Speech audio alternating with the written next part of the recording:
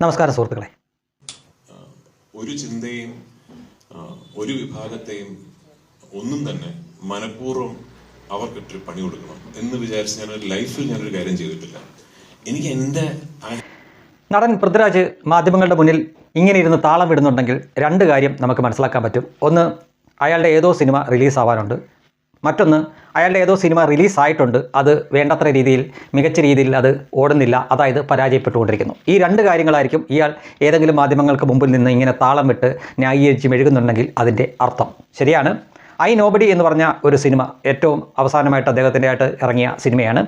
അങ്ങനെ ഒരു സിനിമ ഇറങ്ങിയതായിട്ട് പോലും ഏതാണ്ട് മലയാളികളിൽ പകുതി പേർക്കും അറിയില്ല. കാരണം ഇന്നത്തെ കാലത്ത് ഈ 2026 പോലുള്ള കാലഘട്ടത്തിൽ ആളുകൾ കൂടുതലും ഉപയോഗിക്കുന്നത് സോഷ്യൽ മീഡിയയാണ്, വിഷ്വൽ മീഡിയ അല്ല. വിഷ്വൽ മീഡിയയെ പറ്റിയുള്ള വിശ്വാസ്യതയൊക്കെ എപ്പോഴും നഷ്ടപ്പെട്ട് കഴിഞ്ഞു. ആ വിഷ്വൽ മീഡിയയിൽ കാണിക്കുന്ന, അതായത് നമ്മുടെ ഈ പ്രമുഖ മാപ്രകൾ എന്ന് പറയപ്പെടുന്ന ചാനലുകളിലെ വാർത്തകളൊക്കെ കാണുന്നവർ വളരെ തുലവും കുറവാണ്. അവിടുത്തെ എൻ്റർടൈൻമെൻറ്റ് പരിപാടികൾ പോലും കാണുന്നവർ വളരെ കുറവാണ്.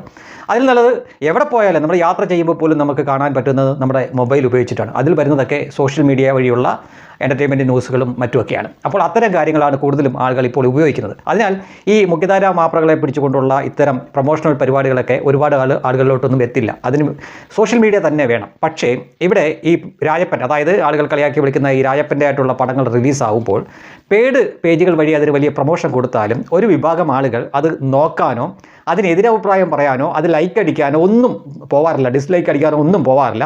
അതായത് അങ്ങനെ ചെയ്യുമ്പോൾ തങ്ങൾ വഴി അത് അറിഞ്ഞോ അറിയാതെയോ മറ്റൊരാൾ കൂടി കാണാനുള്ള ഇടവരും. പക്ഷേ അതിന് പോലും അവസരം കൊടുക്കാതെ ഇതിനെ മൊത്തത്തിൽ അങ്ങ് ഒഴിവാക്കി അവഗണിച്ച് വിടുന്ന ഒരു പരിപാടിയാണ് കഴിഞ്ഞ കുറേ കാലമായിട്ട് ഈ പൃഥ്വിരാജിൻ്റെ പടങ്ങൾ ഇറങ്ങുമ്പോൾ സംഘികൾ എന്ന കൂട്ടർ ചെയ്തുകൊണ്ടിരിക്കുന്നത്. മുൻപൊക്കെ അവർക്ക് ഇഷ്ടമില്ലാത്ത ഒരാളുടെ പടം അല്ലെങ്കിൽ ഇഷ്ടമില്ലാത്ത ഒരു തീം വെച്ചിട്ടുള്ള ഒരു പടമാണ് വരുന്നതെങ്കിൽ അവരതിനെ നിശിതമായിട്ട് വിമർശിക്കുകയും മറ്റുമൊക്കെ ചെയ്യുമായിരുന്നു. പക്ഷേ കുറേ കഴിഞ്ഞപ്പോൾ അവർക്ക് മനസ്സിലായി അങ്ങനെ ചെയ്യുമ്പോൾ നെഗറ്റീവ് പബ്ലിസിറ്റി കൊണ്ട് അത് കൂടുതൽ ആളുകളിലേക്ക് എത്തുകയാണ് ചെയ്യുന്നതെന്ന്. അത് മനസ്സിലാക്കിയതിന് ശേഷം ഈ പൃഥ്വിരാജിൻ്റെ ആയിട്ടുള്ള സിനിമ ഇറങ്ങുമ്പോൾ അവർ ആ ഭാഗത്തേക്ക് തിരിഞ്ഞു നോക്കില്ല.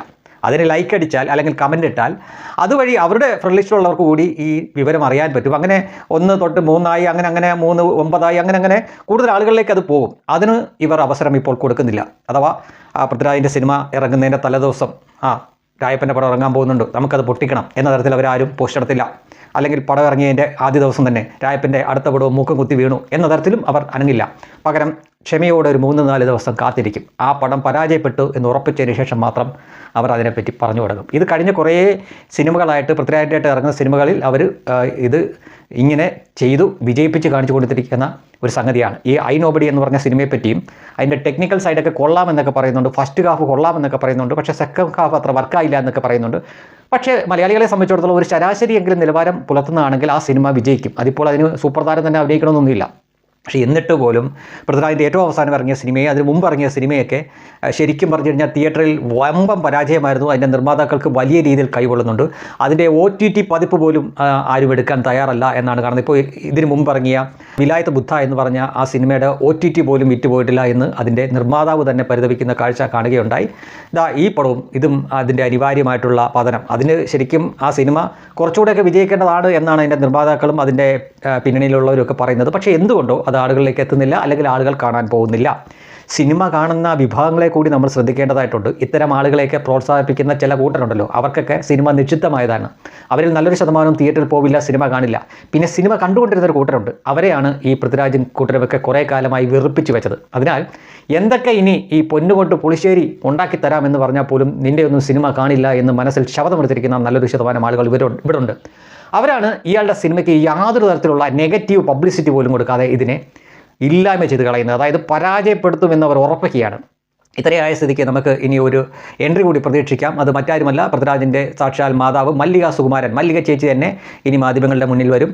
എൻ്റെ മകനെതിരെ ആസൂത്രിതമായിട്ടുള്ള ചില ഗൂഢാലോചന നടക്കുന്നു, അവനെ മലയാള സിനിമയിൽ തന്നെ അവനെ ഉയർത്തില്ല അല്ലെങ്കിൽ അവനെ നിലർത്തില്ല എന്ന് ഉള്ള ചില ഗൂഢ ആൾക്കാരുടെ അതൊക്കെയാണ്, അങ്ങനെയാണ് ഇങ്ങനെയാണെന്ന് പറഞ്ഞുകൊണ്ട് കുറച്ച് കേൾക്കാം. വലിയ താമസമില്ല. ഇപ്പോൾ ഒരു മെഴുകൽ കണ്ടല്ലോ, ഒരു ന്യായീകരണ മെഴുകൽ കണ്ടല്ലോ. ഞാൻ ആരെയും ഉദ്ദേശിച്ചുകൊണ്ട് അങ്ങനെ ചെയ്യില്ല ഇങ്ങനെ ചെയ്യില്ല എന്നൊക്കെ പറഞ്ഞുകൊണ്ട് ന്യായീകരിച്ച് മെഴുകി താളമിടുന്ന രായപ്പനെയാണ് ഇപ്പോൾ കണ്ടതെങ്കിൽ ഇനി മറ്റൊരു ശൈലിയിൽ വന്ന് സംസാരിക്കുന്ന ഒരാളെ കൂടെ കാണാം. എന്തായാലും വേറൊരു മതം ഉണ്ടായിരുന്നു. ഒരു സിനിമ ഇറങ്ങുന്നതിൻ്റെ തലേദിവസം ആളറിഞ്ഞ് കളിക്കട എന്ന് പറഞ്ഞ് ഒരു ആവശ്യമില്ലാതെ പോസ്റ്റിട്ട പൃഥ്വിരാജിൻ്റെ ഭാര്യ സുപ്രിയ മേനോൻ, അവരെ പക്ഷേ ആ സിനിമയ്ക്ക് ശേഷം കണ്ടിട്ടേ ഇല്ല. അതോടുകൂടി മതിയായി, അഥവാ അവരെ മതിയാക്കിച്ചു. ഇതാ ഇപ്പോൾ തുടരെ പൃഥ്വിരാജിൻ്റെതായിട്ടുള്ള സിനിമകൾ പരാജയപ്പെട്ടുകൊണ്ടിരിക്കുകയാണ്. ഇനി മറ്റൊരു സിനിമ വരാനുണ്ടത്രേ, ഖലീഫ എന്നോ മറ്റോ ആണ് പേര് കൊണ്ട് തന്നെ അതിന് പണി കിട്ടുമെന്ന കാര്യം ഉറപ്പാണ്. ബാക്കി സ്ക്രീനിൽ.